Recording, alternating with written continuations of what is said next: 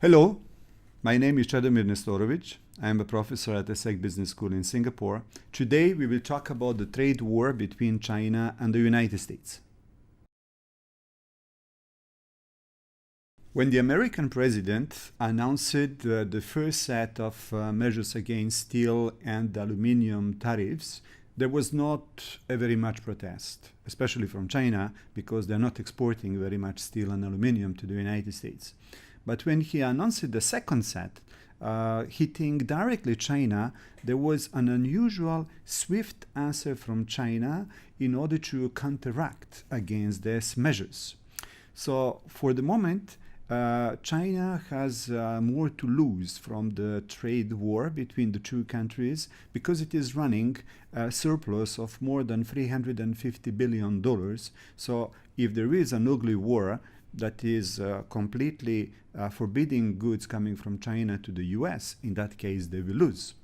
However, on the other side, China also announced a counterattack, and they carefully targeted the American farmers. And on the chart we can see that the biggest hit is concerning the soybean producers, and the soybean producers are the voters for Donald Trump.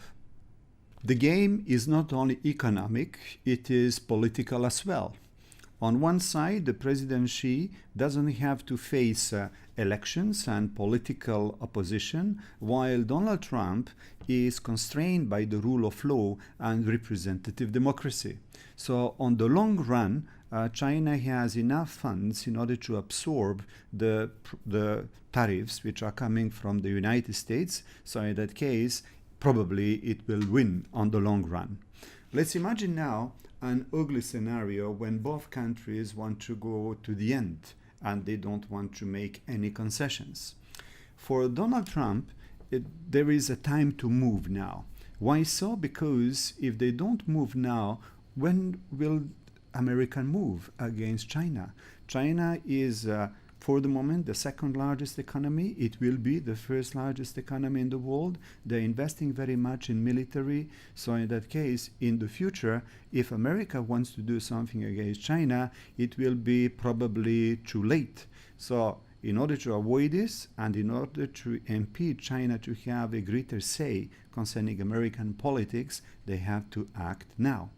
From the Chinese point of view, the calculation is the following one.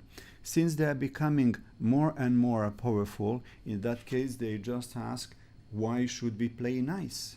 So if we are the number one, in that case we can impose our will on the other countries, especially on the United States.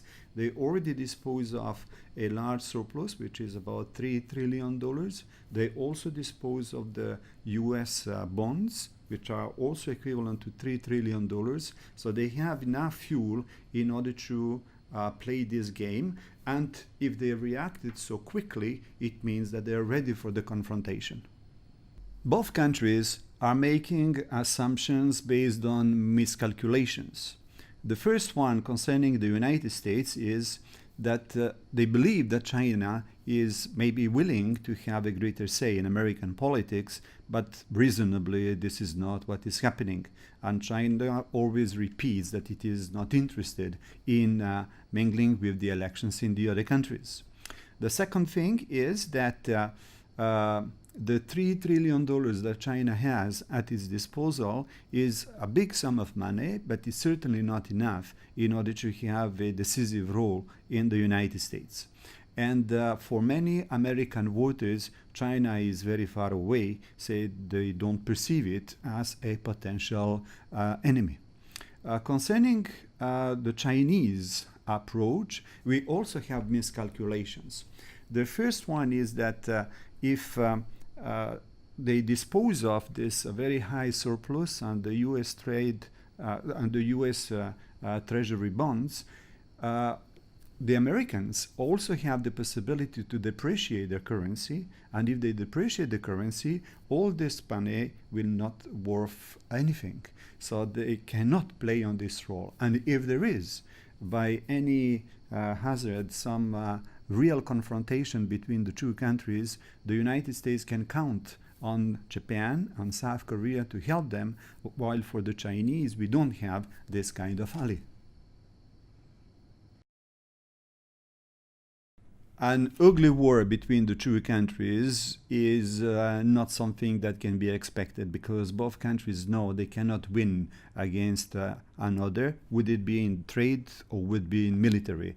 So the most probable situation will be that they are continuing to impose a certain number of tariffs, but there would be a gentleman's agreement not to cross the borders, and we will have the continuation of the dance of elephants in a porcelain shop.